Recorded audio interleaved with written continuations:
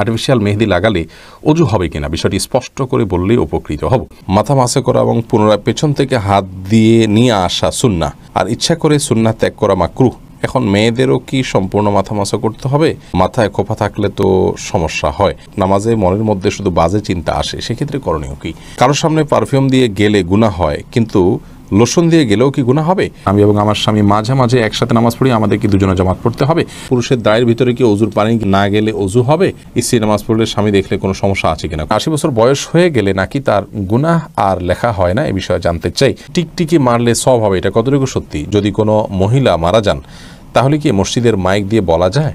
গ্রামে একটা কথা প্রচলিত আছে, জানাজার নামাজে কাতার বেজোড় হতে হবে, এটা কি সঠিক? বাথরুমের ভিতরে ওযু করা যাবে কিনা? মেয়েদের ক্ষেত্রে চোখ এবং হাতের পাতা পর্দা করা কি জরুরি? পাত্রী দেখতে এলে পাত্রের সাথে কথা বলার বিধান কি? এক্ষেত্রে কি কোমলতা পরিহার করতে হবে? রোজা রাখার পর যদি পিরিয়ড শুরু হয় তাহলে কি রোজা সম্পূর্ণ করতে হবে? স্বামীকে নাম ধরে ডাকা যাবে?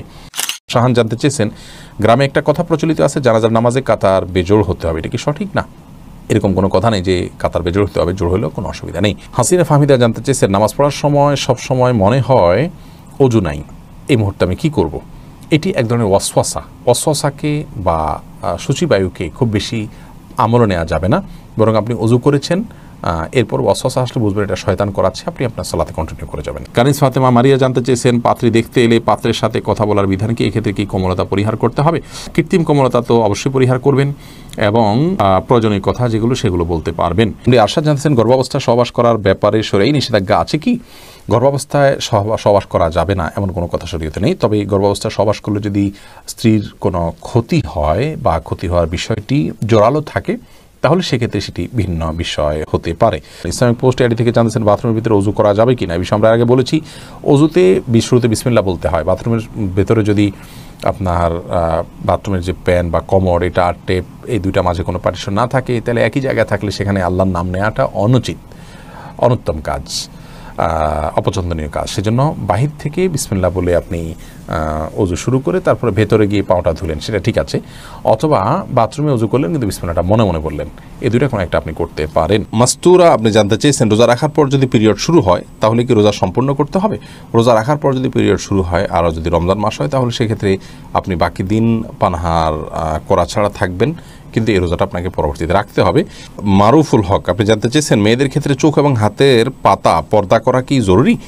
আপনি সাধারণ অবস্থার কথা যদি বলেন তাহলে সেক্ষেত্রে আমরা বলবো এটি আবশ্যক নয়, জরুরি নয়। হাতের পাতা এবং পায়ের পাতা ঢাকা এটি হলো মূল ফতোয়া, কিন্তু মুতাআখিরুন উলামা ইকরাম বলেছেন এবং বর্তমান যুগে উলামা ইকরাম সারা বিশ্বে বলে থাকেন যে যেহেতু ফিতনা সংকটের একটি সময় চলছে, মেয়েদের হাতের পাতা কিংবা পায়ের পাতা দেখেও তাদেরকে নিয়ে বাজে চিন্তা করা এটি একটা কমন বিষয়, সাধারণ বিষয়, এমন না যে কদাচিৎ।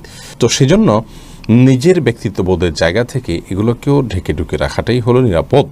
আর সালাতের মধ্যে এগুলো ঢেকে রাখা আবশ্যক নয়, বিশেষ করে হাতের কবজি থেকে নিয়ে উপরের অংশ পাতা যেটাকে বলি আমরা, এটা ঢেকে রাখা সালাতের মধ্যে আবশ্যক নয়। মিজানুর রহমান জানতে চেয়েছেন, 80 বছর বয়স হয়ে গেলে নাকি তার গুনাহ আর লেখা হয় না, এ বিষয়ে জানতে চাই।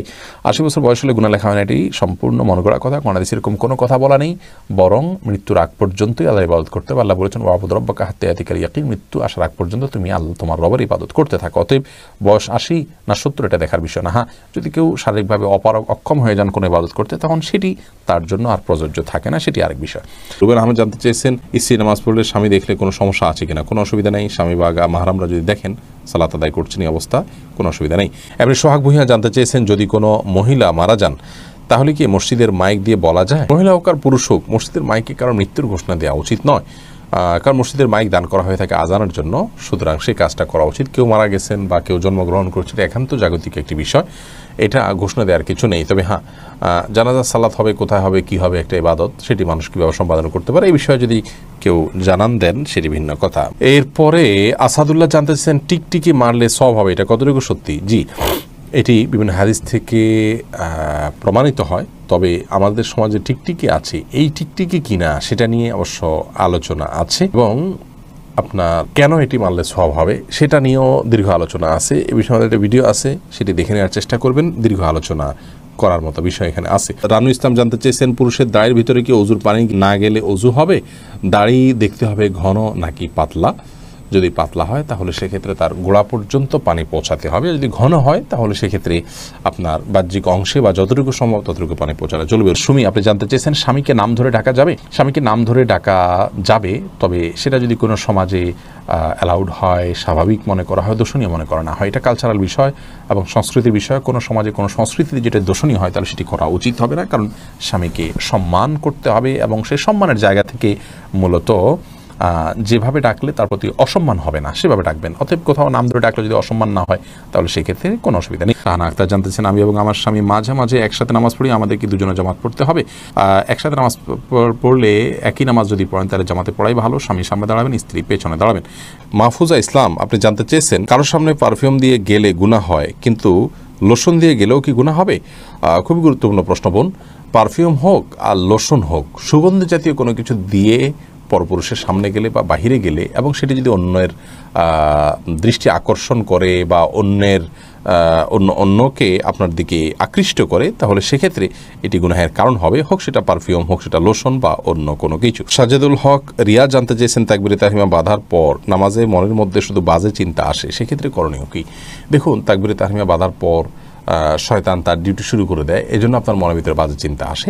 অন্য সময় তো বাজে চিন্তা এত বেশি আসে না, এই সময় যত বেশি আসে এটি প্রমাণ বহন করে যে আপনি আল্লাহর নৈকট্য অর্জন করতে যাচ্ছেন এবং আল্লাহর নৈকট্য অর্জন করার কারণে আপনাকে শয়তান দখলে নেওয়ার চেষ্টা করে এবং শয়তান আপনাকে বিভ্রান্ত করার চেষ্টা করে। সেখান থেকে বেঁচে থাকার জন্য আপনার আপ্রাণ চেষ্টা থাকতে হবে। আল্লাহ তাআলা তৌফিক দান করুন।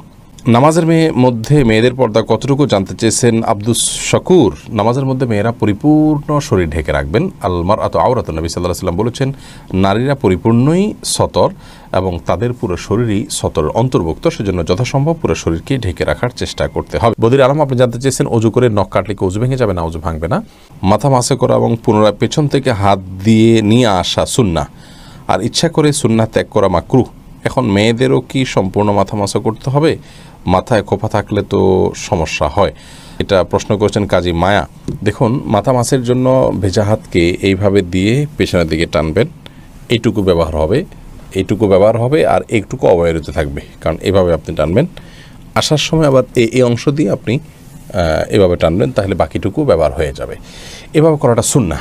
অতএব এটি নারী পুরুষ সকলের জন্যই প্রযোজ্য যে সবাই এভাবে প্রথমে পেছনের দিকে নিয়ে এরপর সামনের দিকে টেনে আপনি মাসাহ করবেন। সাদিয়া মাহজাবিন, আপনি জানতে চেয়েছেন আর্টিফিশিয়াল মেহেদি লাগালে অজু হবে কিনা, বিষয়টি স্পষ্ট করে বললে উপকৃত হব। আর্টিফিশিয়াল মেহেদি লাগালে অজু হবে কিনা এ বিষয়ে আমাদের একটি উত্তর এর আগে আমরা করেছি। সেই উত্তর আমরা বলেছি যে আর্টিফিশিয়াল মেহেদিতে ব্যবহার করার পর যদি আমাদের ত্বকের উপর আলাদা কোনো স্তর পড়ে যায় যেটি পরবর্তীতে খসে পড়ে, তাহলে সেই ক্ষেত্রে সেই রকম মেহেদি ব্যবহার করলে অজু হবে না। এবং তার কারণ হিসেবে আমরা বলেছিলাম যে যেহেতু একটা স্তর পড়ে যায়, তার উপরে পানি যায়, অতএব অজু হচ্ছে না, বিষয়টি এরকম। কিন্তু এ বিষয়ে আমরা বিভিন্ন ভাইদের সহযোগিতায় আরও গভীরভাবে পর্যালোচনা করার সুযোগ পেয়েছি এবং তার মাধ্যমে আমরা জানতে পেরেছি যে আমাদের আগের দেয়া উত্তরটি সঠিক ছিল না, যার কারণে আমাদের আগের দেয়া উত্তরটি আমরা প্রত্যাহার করে নিচ্ছি এবং নতুন করে আমরা বলছি যে আর্টিফিশিয়াল মেহেদি ব্যবহার করলে ইনশাআল্লাহ ওযু হবে। আর্টিফিশিয়াল মেহেদি ব্যবহার করার পর আমাদের যে ত্বকের উপর থেকে খসে পড়তে দেখি আমরা, এটা আসলে মেহেদি নয়। এ বিষয়ে সংশ্লিষ্ট বিশেষজ্ঞগণ এবং বিভিন্ন ওলামা একরাম যারা অনুসন্ধান করেছেন তাদের বক্তব্য, তাদের আর্টিকেল এবং তাদের অনুসন্ধানের রিপোর্টগুলো পর্যালোচনা করার পর আমাদের কাছে পরিষ্কার হয়েছে যে মূলত আর্টিফিশিয়াল মেহেদিতে যে কেমিক্যাল দেওয়া হয়, সেই কেমিক্যালের কারণে অ্যাসিড টাইপ কিছু থাকে, এগুলোর কারণে মূলত আমাদের চামড়ায় যেখানে একটু বেশি পড়ে সেই অংশটাতে চামড়া আসলে খসে পড়ে যায়।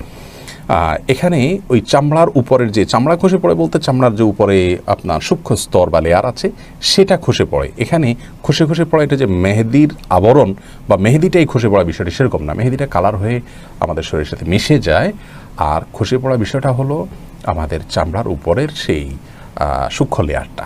অতএব আমরা আগে যেটি মনে করেছি সে ধারণাটা আমাদের ভুল ছিল, বিধে আমরা প্রত্যাহার করেছি সেটিকে এবং আর্টিফিশিয়াল মেহেদি ব্যবহার করলে ওযু হবে ইনশাআল্লাহ বিদিল্লাহ, যদি তার মাধ্যমে উপরে আলাদা কোনো প্রলেপ বা স্তর পড়ে যাওয়াটা প্রমাণিত না হয়। এটা বিভিন্ন ভাবে পরীক্ষা করা যেতে পারে। ধরুন একটা কাগজে আপনি লাগানোর পরে সেখানে আলাদা কোনো স্তর হচ্ছে কিনা আপনি দেখলেন, নাকি শুধুমাত্র কাগজের এপিট ওপিট কালার হয়ে যাচ্ছে, বিভিন্নভাবে এটাকে পরখ করা যেতে পারে, অথবা আমরা পরখ করার চেষ্টা করব।